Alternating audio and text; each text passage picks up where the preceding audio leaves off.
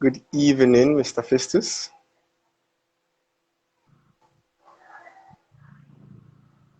Yeah, good evening, my brother. Good evening. Okay. Uh, I'm trying Good to. evening. I noticed you're having little I'm issues. actually out of. Yeah.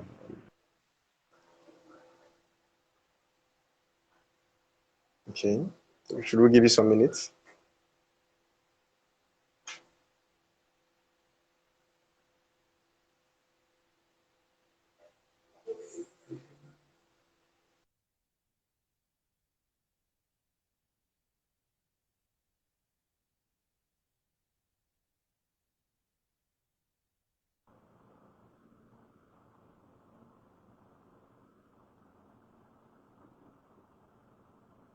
Hello, are you there?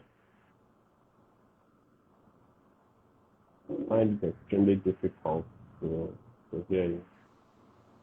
Can you hear me? Okay. Yeah, I can hear you.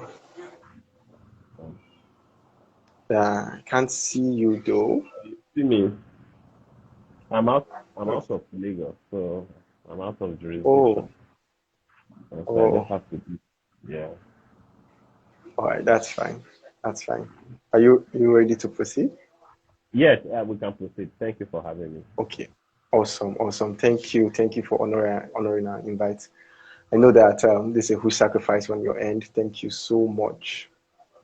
Indeed, a pleasure being on this very, very important conversation. Thank you. So tonight we want to discuss voters' apathy in Nigeria and the Hmm. Electoral Act 2022. Absolutely. Yeah, there has been a lot of reactions, a lot of people saying, okay, this would influence participation in politics. And then a lot of people are a bit skeptical. What do you have to say regarding that? What's your own opening thoughts on that? Return to democracy in this country.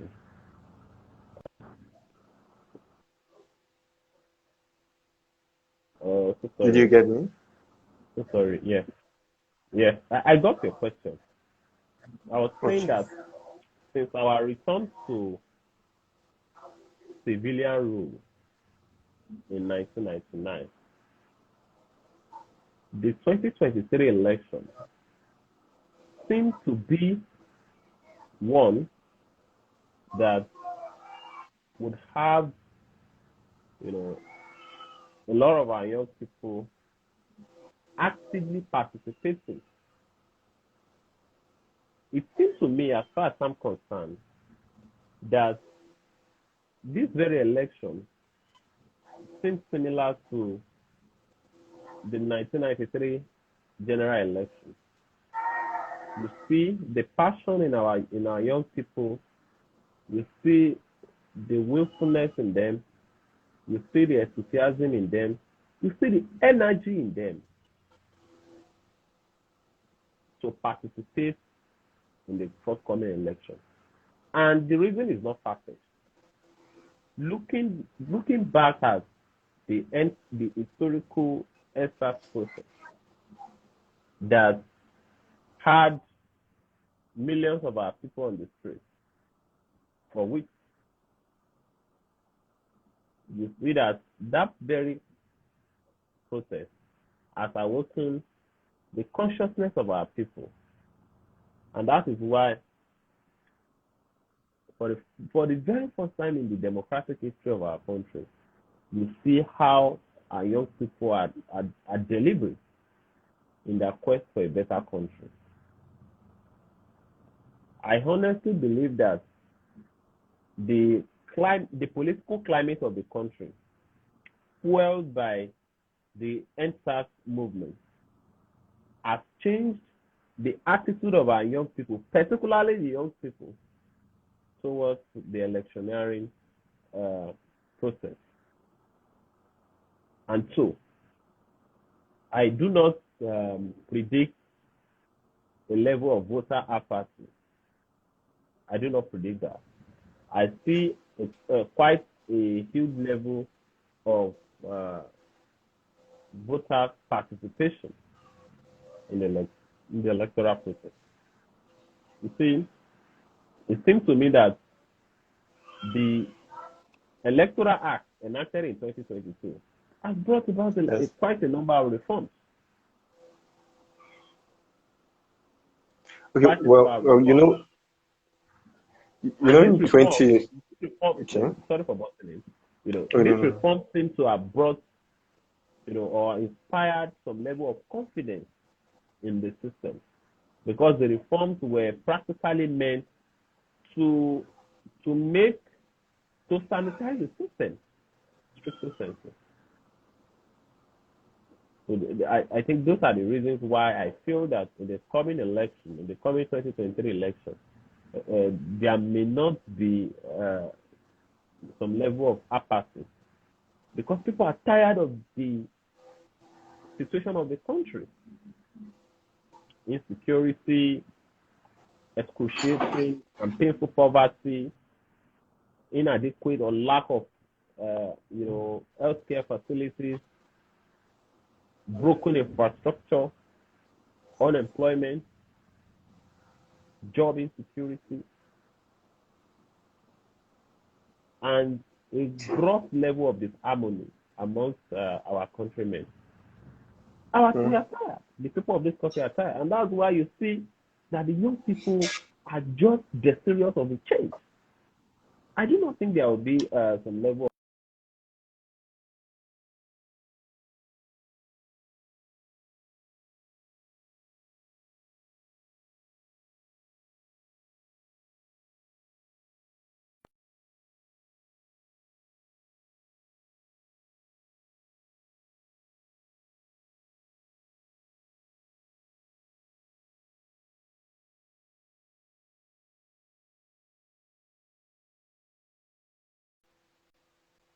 voters, registered voters that have, increased diametrically.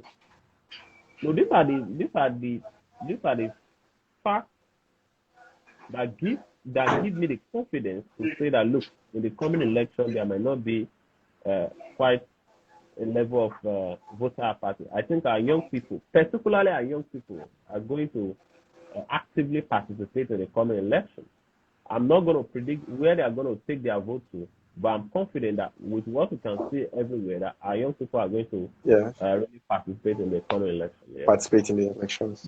Thank you. There's the statistics from the INEC that says only about 35% of over 70 million registered voters voted in the 2011 elections. And in 2019, we see that it was even worse. In the presidential election, we had about 34.7% of Nigerians. What are the innovations in the Electoral Act you think would influence more voters' participation in the coming elections? What are the innovations you've been able to highlight that you think would influence voters' participation?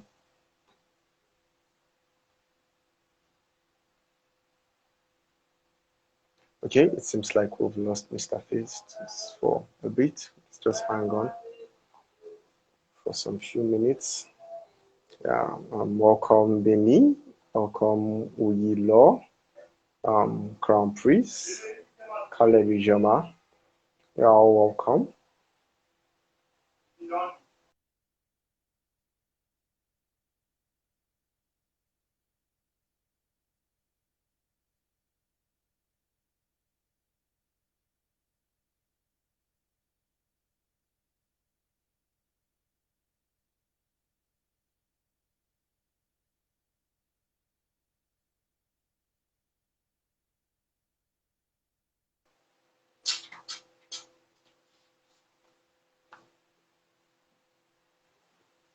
Okay, Mr. Festus is back with us.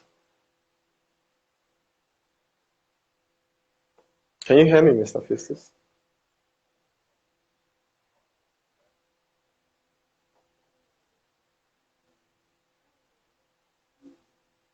Okay, seems like he's having a bit of network issues. Okay, Louisa, thank you for joining.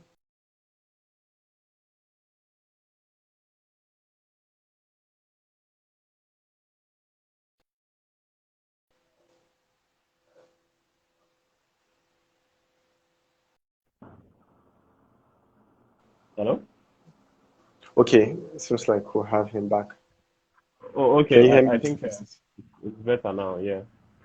Okay, awesome, awesome. Did you get the question, or should I repeat?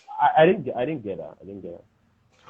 Okay, I said in 2011, INEX data shows that only 35% out of 70 million voters participated in the elections. And in 2019, we see that there was even a decline, but 34.75, I believe. And then I want to ask, what do you think are the innovations in the Electoral Act 2022 that would influence positively voters' participation in the coming election? Well, I believe that, look, there you cannot legislate voters' participation. You cannot. It cannot be legislated because as much as people have the right to vote, they also have or reserve the right not to vote. Therefore, it is therein where we have other provisions in the Electoral Act that makes participation in the voting process, trustworthy, reliable, free, fair, and credible. These are the elements that would bring about voters participation. Before now, you see a gross level of manipulation in our electoral process. In fact, in 2007, the winner of the general election, the late President Umar Musa Yar'Adua, considered that the election that brought him to power was fundamentally flawed. He considered that yes, the election that brought him to power was so free and fair, it was so credible. It is very, very needless for a citizen that knows what he's doing to participate in a process that he knows that ostensibly to be, compromised. But in all honesty, we have seen a level of improvement. For example,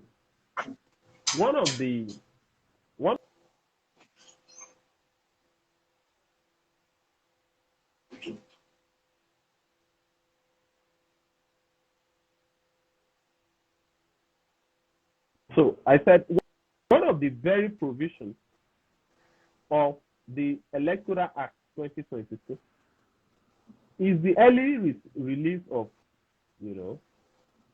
election funds.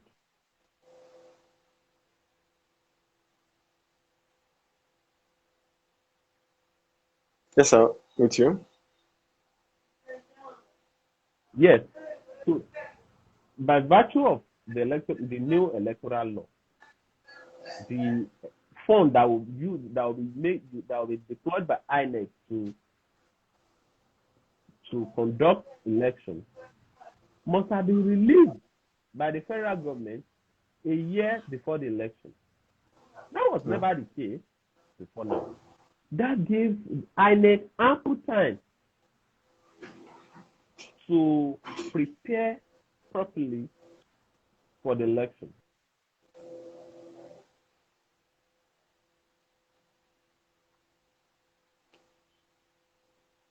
I will agree with you that we cannot legislate. Okay. Yes, you see that. Another thing is that you see the issue of electronic voting. There is a great deal of improvement in electronic voting. Even during election time, you now have an INEC portal where results are uploaded. People can observe. Yes, you upload the results from your polling unit even before you submit it to the collation center. You must upload on the INEC portal. It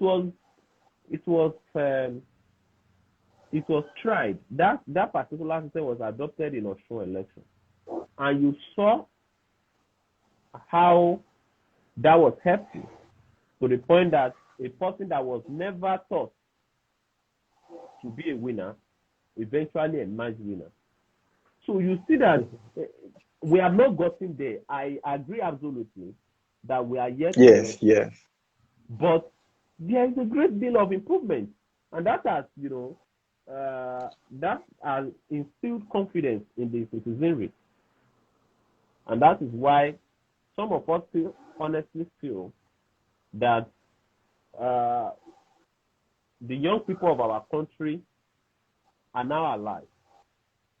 See that, yes, there seems to be a level of improvement in the electoral process. Now we can have some form of trust in the system. The only area, we do not have a lot of time. The only area that I feel there should be improvement is the area of appointment of electoral officers. The appointment should not come from the president. The appointment should not come from the president. We should have a system, a different system, like we have it in other countries, on how the National Electoral Commission would be truly independent. I mean, Emmanuel, if you become president tomorrow and you appoint me as your INEC chairman, or as the INEC chairman of Nigeria, because you appointed me, I mean, there is a presumption of bias in your favor. It is normal. It is natural. Exactly. Especially when there are traces of affiliations with the political party. Yes. I have never seen in the history of this country where the president nominated his media aide that we all know, Loretta Onoche, to become an INEC commissioner. Funnily enough, the federal government of this country, the Senate of this country, did not reject Onoche because she was a media aide of Mr. President. Onoche was rejected on the ground that we already had someone from our region, someone that was a card-carrying member of APC. If not for public outcry by activists, by the civil society and other concerned Nigerians, we would have had a card-carrying member of APC, a spokesperson, a media aide of the president being an INEC commissioner. A president that had the mind to appoint a card-carrying member, a well-known card-carrying member of the APC, a well-known card-carrying member of the APC, and a media aide, official media aide of the president, to be an INEC commissioner.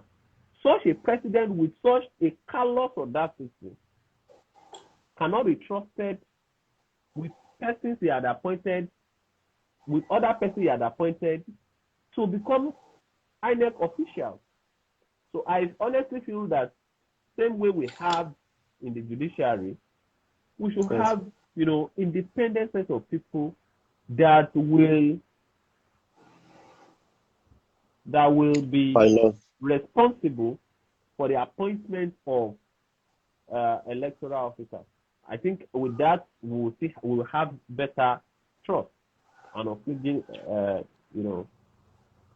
confidence in the electoral system. Okay. As an organization, we conducted a survey of about 100 persons to find out why don't they vote in elections, and then majority of persons say votes don't count, that they come out to vote and votes don't count. A lot of people also say the transference of polling units. And then we see that the Electoral Act has been able to address these issues. The Electoral Act of 2022 addressed these issues. But in Osun, we still saw that over about 1.9 million persons registered, but we had a little over 800,000 people turning up for the elections. So that begs this question. What do you think then is the problem? What do you think then is the problem? Why are Nigerians, knowing well that democracy, it's all about the choice of the people? You cannot have democracy without the people. So what then? Is it the Nigerians don't know how much power they wield? how much power they wield, or Well, I feel go on, sir. I honestly feel that the challenge is that the gory experience that we've had in the recent past has affected the psyche of a lot of our people, which is understandable at the end of the day. Our people have been cheated for too long. Our people have been completely disregarded for too long. There is a complete disconnection between the Nigerian people and the Nigerian rulers. In fact, there is a complete disconnection between the suffering Nigerian people and the Nigerian state itself. For someone that has been voting since 1979 and has seen that it has been always a case of rigging, and rigging, you will see that such a person would have lost trust.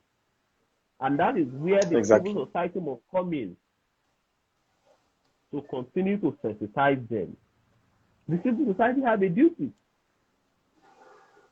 to enjoin them to vote that the system seems to be getting better, in my humble opinion.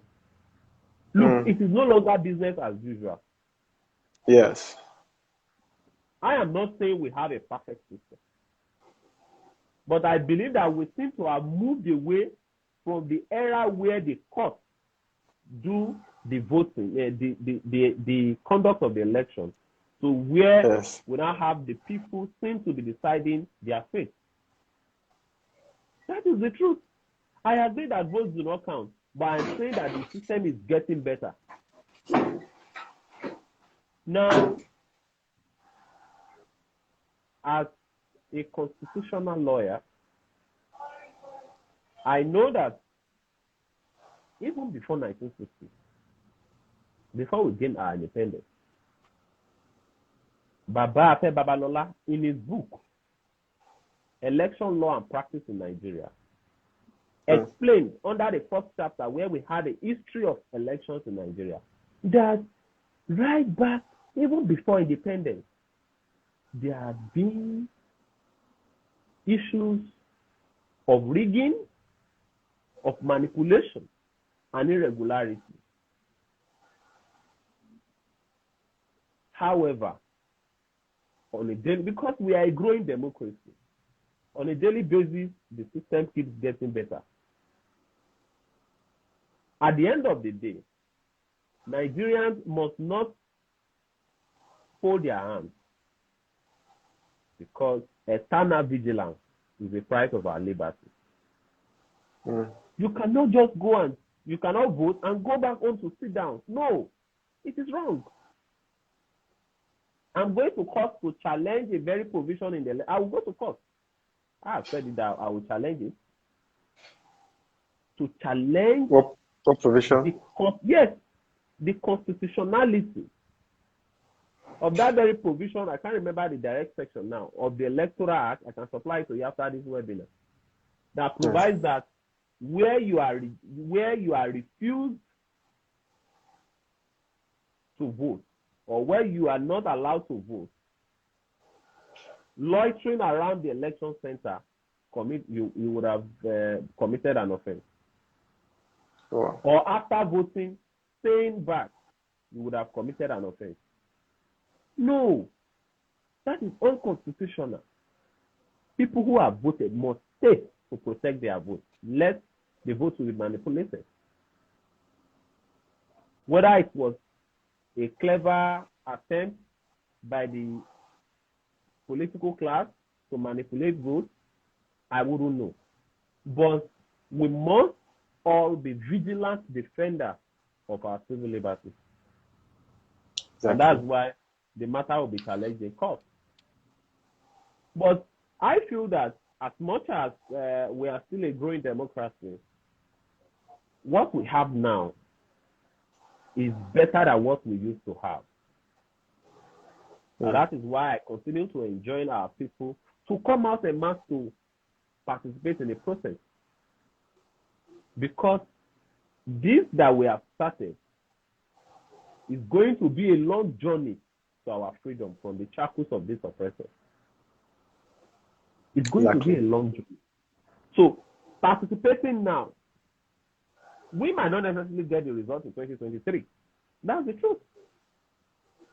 However, the truth remains that it will be a forerunner, like John the Baptist, of what is to come, because that revolution is still coming.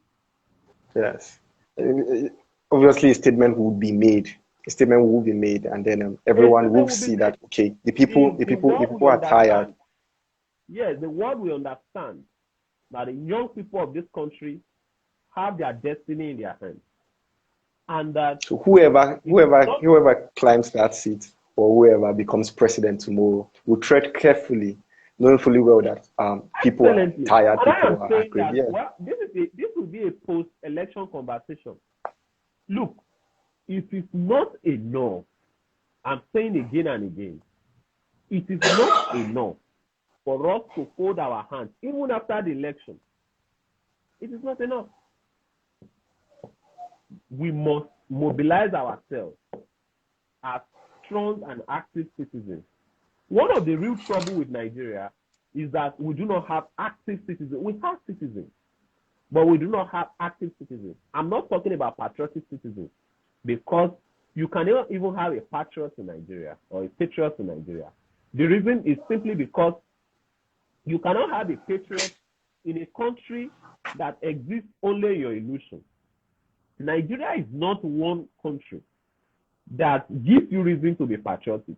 And that's why if anyone says it's patriotic, is a patriotic Nigeria, the person is a liar. Because how will you be patriotic in a country that aims at maiming you and killing you on a daily basis? In a country whose only ambition is to destroy you. For over 7 months, our people, our young people, are abandoned to their fate at home. Yet, just a single person stole billions of naira, the accountant general of the federation. Today, although he has a charge hanging around his neck, but he's a free man. Exactly. Who would have hired senior lawyers who will do their job? But we have someone that has stolen billions of naira. Yet, federal government says they cannot pay us. We don't even want to get into that, because at the end of the day, plea bargain might be availed to him. So, I mean, but we don't. The tragedy is a complex one, and that is why I feel that as much as we may not get, please participate if you can. Participate actively. In fact, as a matter of national urgency. However, if after the election, your desired candidate or our desired candidate do not emerge as the president of the country or into other elective offices, we should not stop at that. We should continue to mobilize ourselves and become active citizens. The trouble with Nigeria, or one major trouble with Nigeria, is that we are so nonchalant as citizens that we are no longer active citizens. Even at local levels, participating in the party politics. That's where it starts from. That's where revolution starts from. Not necessarily participating in party politics. I'm talking about being an active citizen. Citizens that can stand up to ask questions, that can challenge authority. It takes us nothing. That's how it's done all over the world. So you do not really have a demigod whom you call for help. Everyone should take responsibility. But in Nigeria, if an issue is happening in your compound, you still have to pick your phone to call one Festus Ogun or to call one. No, you don't need that. All of us must hold our government to account. And that is why I still charge the civil society to continue their mobilization, to continue their orientation of our people, those ones that have completely lost hope in the system, in the entire system. Not just that, they should equally encourage us, even after the election. Because election will come, election will go. the fundamental issues of governance remain.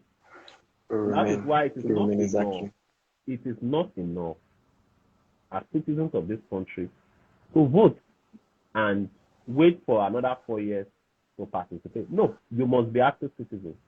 And being an active citizen starts from now by being active in the electoral. Oh, excellent. Excellent, Mr. Festus. One more question, then we'll throw to the audience. If anyone has a question, you can just leave it at the comment section. Mr. Festus, what do you think with the claims or the attempts, the cyber attack attempts on INEC's site, the portal, at the last elections, as the Osun and the Ekiti elections? How do you think that would affect voters' confidence in the coming elections? Do you think the fact that INEC were able to conquer this? I didn't get that question. Okay. With the cyber attack attempts on INEC's site, that's the claims that. Can you hear me? I did not get that question. Okay. I'm repeating it now. I said with the cyber attacks attempts on INEC's portal to that's in the last elections, the Osun State and Ekiti elections. How do you think this will affect voters' participation? Do you think that people will feel more confident to come out and vote, knowing that INEC was able to conquer those attempts? As far as I know, the INEC result viewing portal was not hacked. We also need to charge INEC to strengthen their system so as not to give room for any form of attack. Because the 2023 election would be a very, very significant one. It will determine a lot in our national history. Yes. So we cannot afford to toy with that very election. Everyone must be up to task, including the political parties, because they have a duty, a constitutional duty, to uphold values, to uphold law and constitution. It is not enough to play dirty while playing politics. It is not tidy to play dirty. So, I'm confident, like you asked, that our people will not be deterred. Because, like you said, the election in Osun and Ekiti would tell the Nigerian people what we are likely going to have. We have had the election. I do not know if anyone went on appeal in Ekiti State, but I'm aware that some people had gone to the tribunal in Osun State. Let's see the outcome of the tribunal. Let's see the outcome of the tribunal. You know, there was a time in the history of our country that it was the tribunal that was conducting elections for Nigeria. It is a painful narrative. But yes, you see that it is. The diametric is getting changing. Yeah. Yes. So, what I'm saying is there is an improvement. And our people should not buy to that gimmick, or they should not be dissuaded. They should go ahead to participate in the electoral process. All we need is to ensure that laws are upheld, that INEC do not go the way of illegality. The past.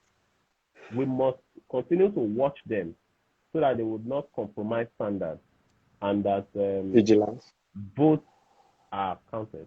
Eternal vigilance is the price of our liberty. We cannot afford to be docile this time around.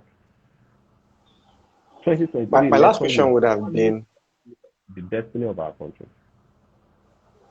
My last question would have been what role would you think civil societies can play? But I think you've spoken a whole lot. You talked about sensitization, you talked about mobilization, you talked about vigilance. The civil society must continue to interrogate the system. The civil society must continue to engage the system. The civil society must, continue to organize shows, seminars, workshops, especially at the rural areas, to sensitize our people on the power in their vote and the power in their voice. And they must be vigilant. Another I thing, will wrap up. Okay, go on.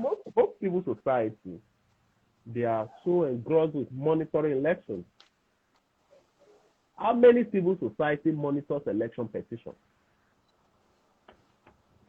That's true. That's true. How many of them monitor election petitions? Do we have them monitor election petitions? They have a great role to play, like in any democracy.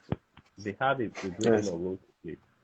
And I'm confident that an organization like yours will not let Nigerians down in this role. Thank you, Mr. Festus. Thank you. Thank you. I mean, this is profound. This is profound. A lot of times we just think, okay, it stops there at the polling unit, and then everybody goes home and allows the country runs on sometimes autopilot even. Yeah, but you've made so much points: sensitization, mobilization, vigilance, and we've noted these things down. I think my final question will be, even though you started by saying you cannot legislate voters' participation, but I would like to hear from you because we know how the laws create that framework, that safe space. Even if a lot of times we don't see these things being implemented, but we know that, okay, having the legal backing or having the legal protection, it's something that tomorrow someone can hold and then enforce. But then it's a start. So what do you think? What do you think are the provisions we can introduce going forward? What do you think INEC or the NEC can do better? What provisions would you suggest? We talked about independence of the NEC, the electoral body. That's appointment of the Electoral Act 2022 took away the power of the Nigerian people to challenge candidates who give false information in their INEC forms. Yes. I do not think that is a good one. I believe it belittles transparency and accountability. It gives that power to just members of people who participated in primaries. If it would have been, if it were members, it would have been a better thing. It gives it to aspirants. Yeah. Aspirants. Just aspirants. If you are not an aspirant, you cannot challenge a candidate who has a clearly fraudulent, document, or who gave a false declaration in his INEC code. Yes. You cannot get any job in any serious organization with a fraudulent credential.